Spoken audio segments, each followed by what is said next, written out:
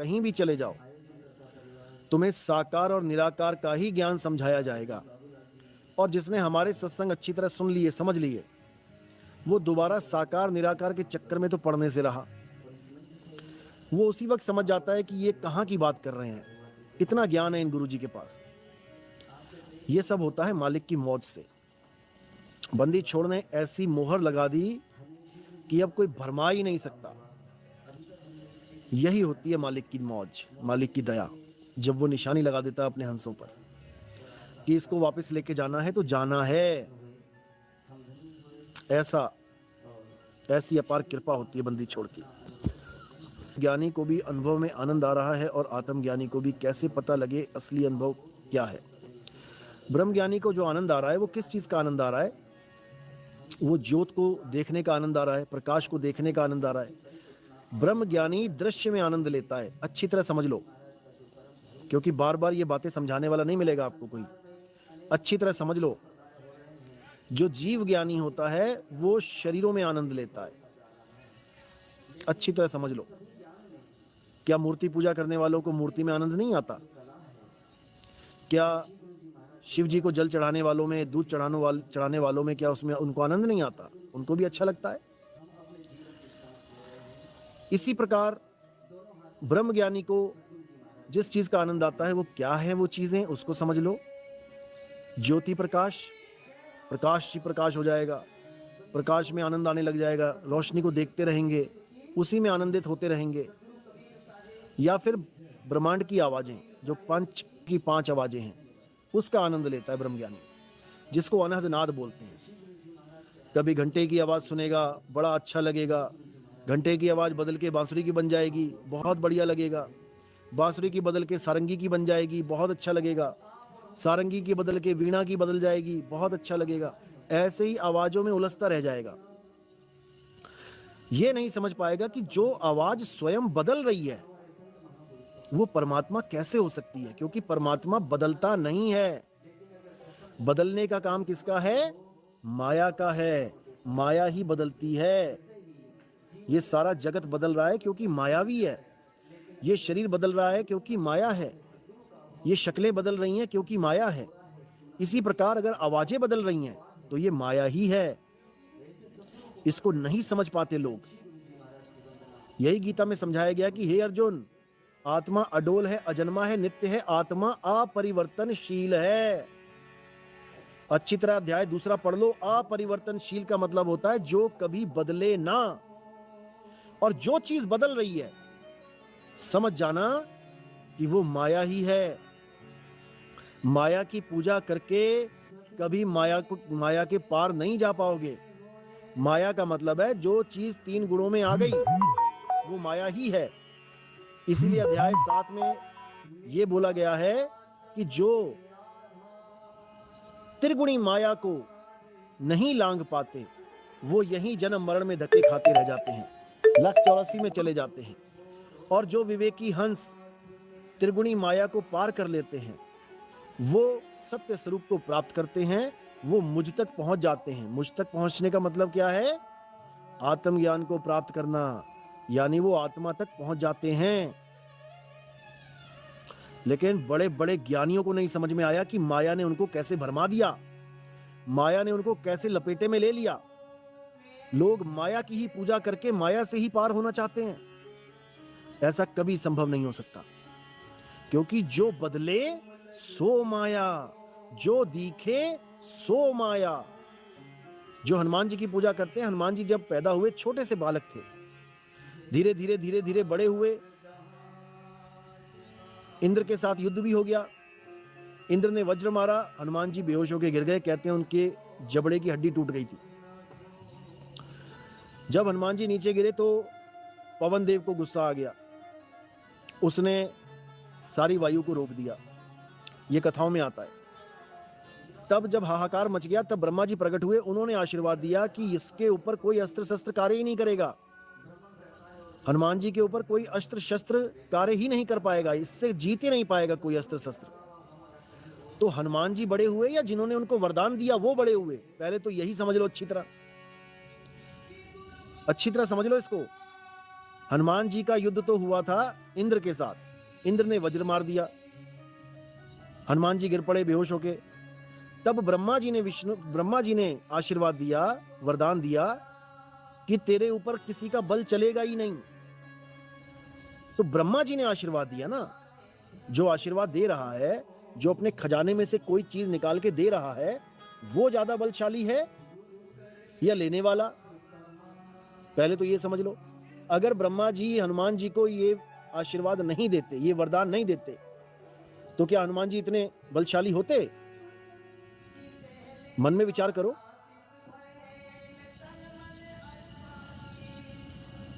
वरदान देने वाला महाबलशाली है। वो बात अलग है कि ब्रह्मा जी अपना बल नहीं दिखा रहे हैं, जो चीजें उनके पास हैं वो वही तो बांट रहे हैं। वरदान देने वाला महाबलशाली है। वो बात अलग है कि ब्रह्मा जी अपना बल नहीं दिखा रहे हैं, जो चीजें उनके पास हैं वो वही तो बांट रहे हैं। तो इसी प्रकार जो चीज बदल रही है वो माया है। हनुमान जी का रंग रूप बदल रहा है, बच्चे से बड़े हुए, बड़े से वयस्क हुए। अब हनुमान जी के शरीर की पूजा करोगे तो तुम इनडायरेक्टली माया की ही पूजा कर रहे हो। राम जी छोटे से थे बाल काल में, धीरे धीरे बड़े हुए, बढ़ते गए, शरीर बदल गया। अब तुम राम जी की पूजा करोगे, शरीर की पूजा करोगे, तो इनडायरेक्टली माया की ही पूजा कर रहे हो। वही कृष्ण जी के साथ है। कृष्ण जी का शरीर छोटा सा था, धीरे धीरे बड़ा हो गया।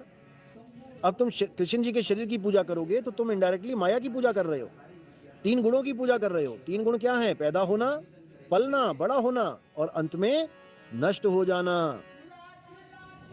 तो सारे जितने भी शरीरों की तुम पूजा कर रहे हो, ये पैदा भी हुए हैं, ये बढ़ भी रहे हैं, और एक ना एक दिन इनका नाश भी हो जाना है।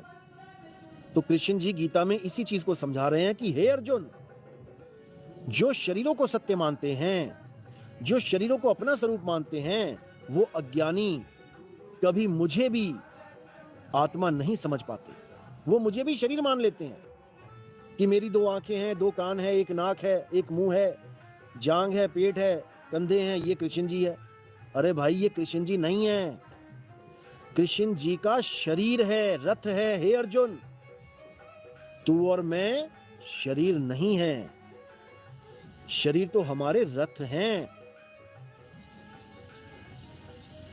रथों की पूजा करने वाला कभी रथ के स्वामी को नहीं जान पाएगा। अगर रथ के स्वामी को जानना है तो, यानी सत्य को जानना है तो, यानी आत्मदेव को जानना है तो तुम किसी ऐसे गुरु की शरण में जाओ जो तुम्हें सत्य का बोध करा दे, जो तुम्हें सत्य की राह बता दे, जो तुम्हारे जीवन से असत्य को दूर कर दे।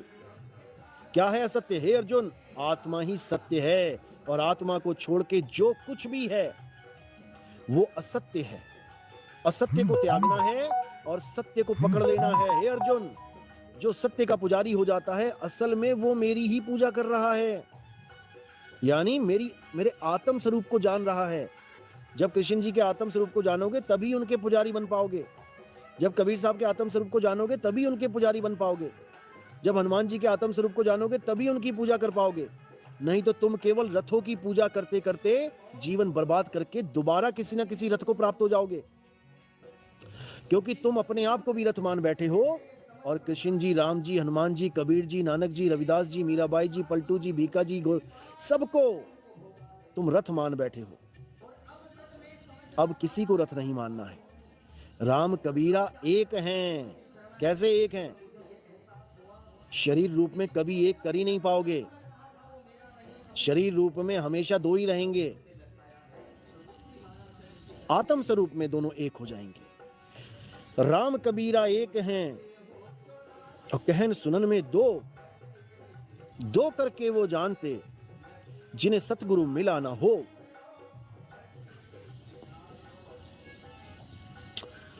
तो इसको अच्छी तरह समझना है। अनिरुद्धाचार्य जी कहते हैं कि 84 कोस परिक्रमा लगाने से 84 कट जाती है। ऐसा कुछ नहीं होता भाई, किसी गलतफहमी मत रहना। अगर 84 कोस परिक्रमा लगाने से 84 कट जाती है तो फिर राधे राधे नाम क्यों दे रहे हो भाई? ऐसा कुछ नहीं होता, गलतफहमी में मत रहना। कि केवल परिक्रमा लगाने से 84 कट जाती है, बिल्कुल गलत है।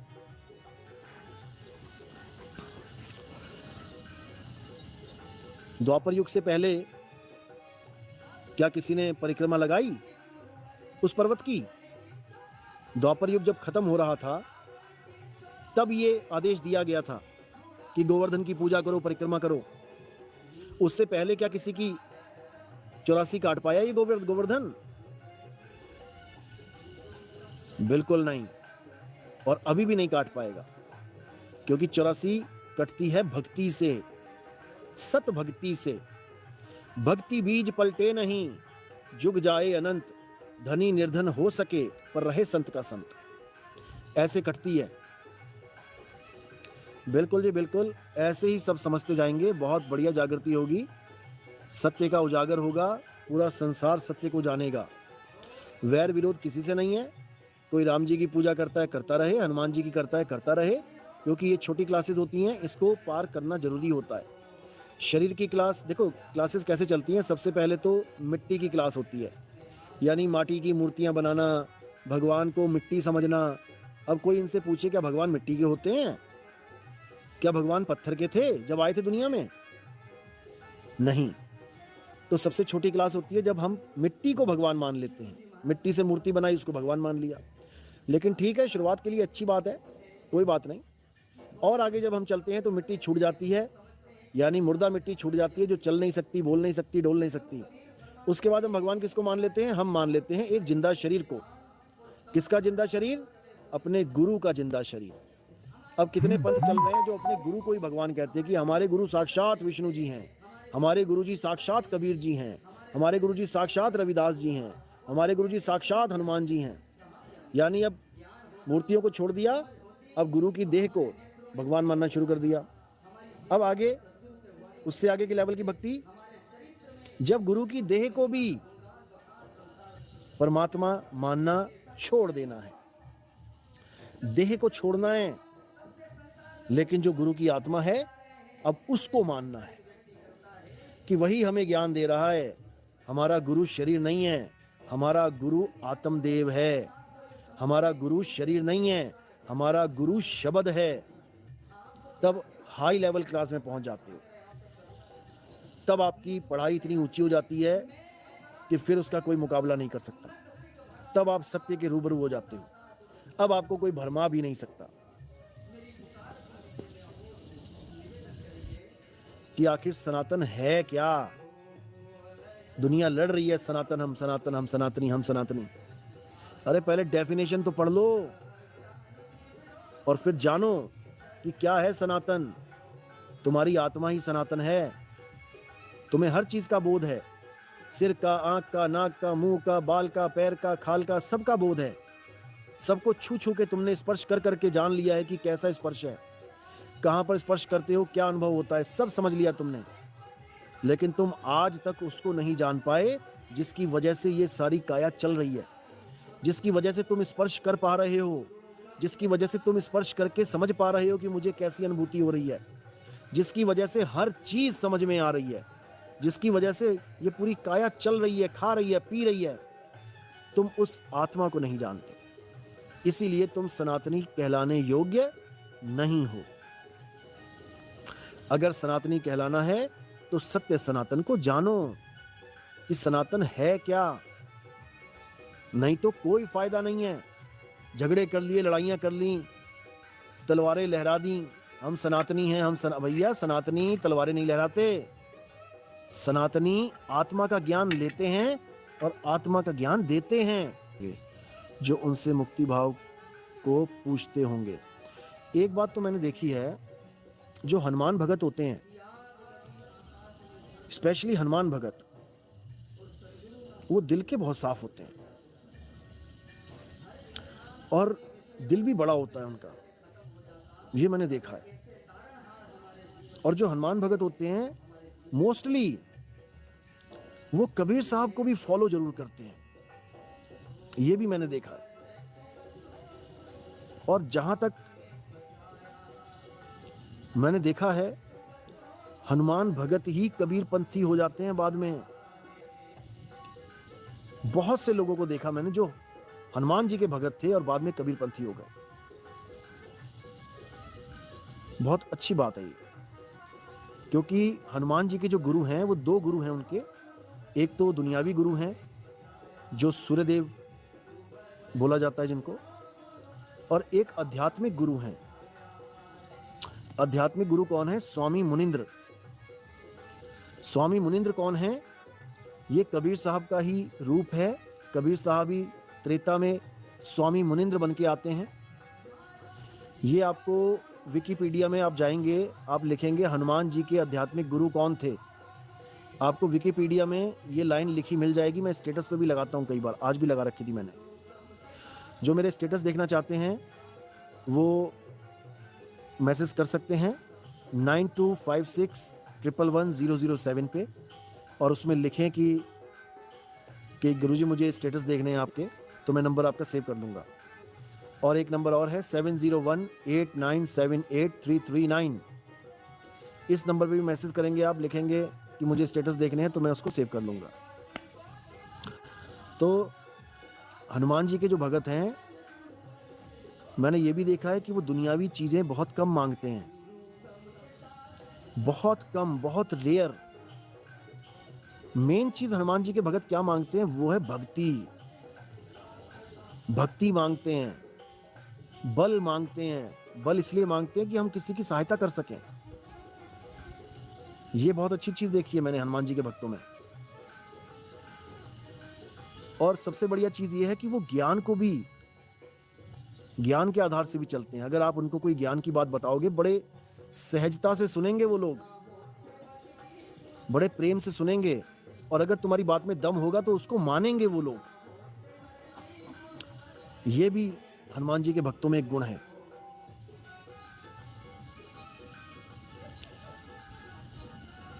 और बात जो आप कह रहे हैं कि मुक्ति की, हनुमान जी मुक्त कर देंगे।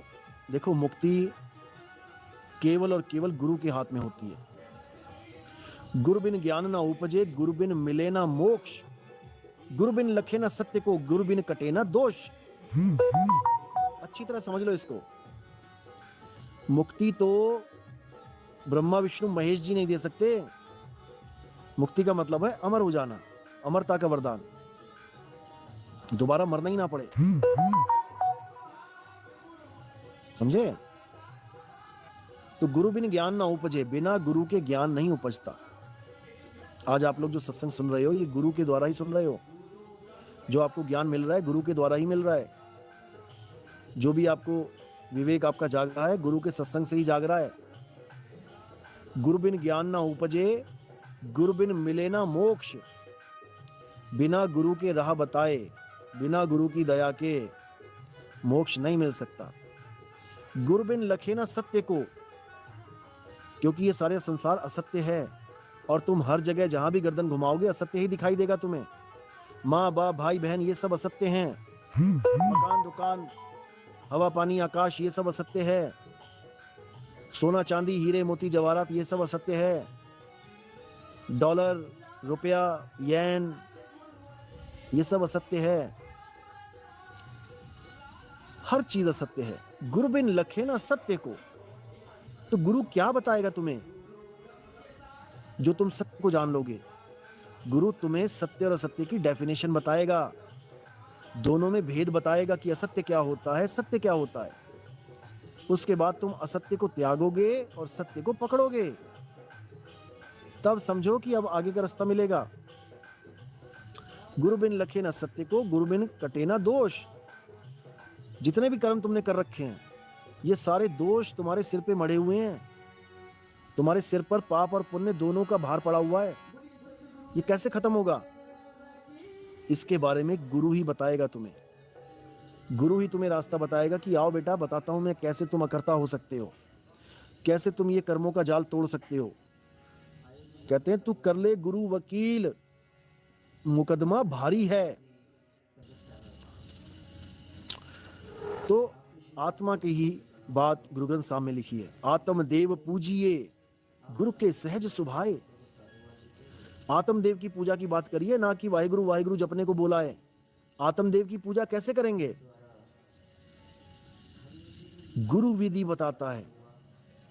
गुरु बिन ज्ञान ना उपजे, गुरु के द्वारा ही ज्ञान उपजेगा। गुरु ही समझाएगा कि आत्मा की पूजा कैसे की जाती है, क्योंकि आप जिसकी पूजा करोगे आप वैसे ही हो जाओगे।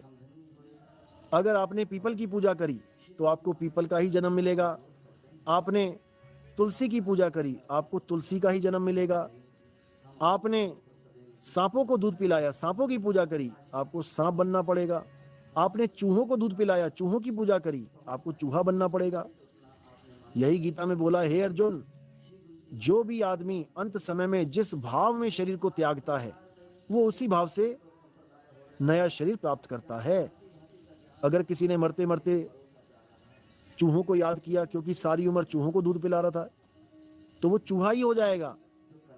अगर किसी ने पीपल को याद किया, सारी उम्र पीपल में ही जल चढ़ाया है, धागे बांधे हैं, दिए लगाए हैं, पीपल के नीचे पूजा करी है, वो पीपल ही हो जाएगा, होना ही पड़ेगा। अंत काले जैसी वृत्ति होगी वैसा ही शरीर मिल जाएगा। लेकिन मैं चाहता नहीं हूं कि आप ऐसा कुछ करो। मैं चाहता हूं कि आप सीधे मुक्त हो, वो वापस मत आओ। ये प्रकृति का नियम है कि इंसान जिसका ध्यान करता है वैसा ही होके आ जाता है। यानी जितने तत्वों का ध्यान करता है उतने तत्वों में उसका अगला जन्म होता है। अगर कोई पत्थर की पूजा कर रहा है एक तत्व में, तो एक तत्व में ही आएगा वो। अगर कोई दो तत्व की पूजा कर रहा है तो दो तत्व में आएगा वो। मतलब प्रधान होते हैं, एक तत्व प्रधान, दो तत्व प्रधान, तीन तत्व प्रधान, चार तत्व प्रधान।